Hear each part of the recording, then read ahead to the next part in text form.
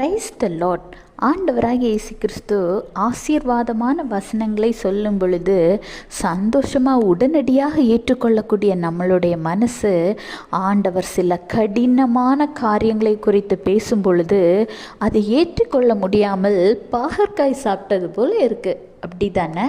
ஆனால் இன்றைய நாளிலும் ஆண்டவராகிய இயேசு கிறிஸ்து அன்போடு ஒரு கடித்து கொள்கிற வார்த்தையை குறித்து உங்களோடு பேசுகிறார்.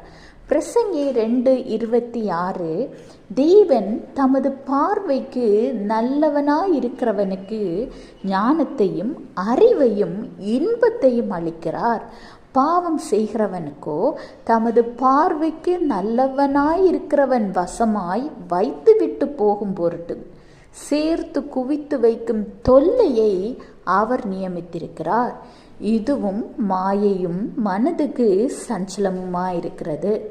ஆமாங்க, ஒரு மனிதன் நல்லவனாய் இந்த உலகத்தில் வாழும் பொழுது, ஆண்டவரின் பார்வைக்கு நல்லவனாய் வாழும் பொழுது ஆண்டவர் சகல ஆசீர்வாதங்களையும் அவனுக்கு கொடுக்கிறார்.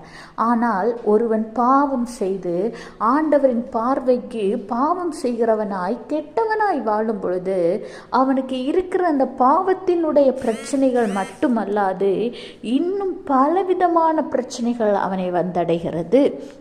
அப்படி இருக்கும்போது நல்லவன் மட்டும் நல்லா இருக்கான், பாவி எப்பொழுதும் பாவியாகவே அப்போ இருக்க முடியுமா அப்படின்னு கேட்டால் கண்டிப்பாக இல்லைங்க. உணர்வடையும் பொழுது விடுதலை கிடைக்கும். நம்ம ஒரு தப்பு பண்ணிட்டோன்னா, ஐயோ ஆண்டவரே நான் தப்பு பண்ணிட்டேன், நான் செய்தது பாவம் அப்படின்னு எப்பொழுது நீங்கள் மனசார உணர்வடைகிறீங்களோ அந்த நேரத்திலே உங்களுக்கு ஒரு விடுதலை கிடைக்கும்.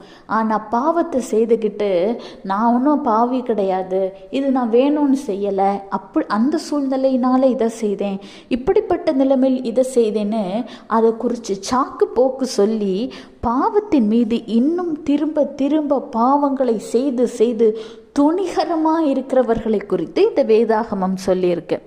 எனவே ஒருவேளை நீங்கள் அறிந்தோ அறியாமலோ ஏதோ ஒரு பாவத்தை செய்கிறதா இருந்தால் இன்றைக்கே ஆண்டவரிடம் ஒப்புரவாகுங்க.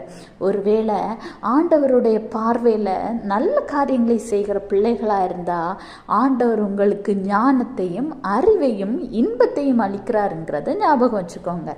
Have a blessed day. Jesus bless you.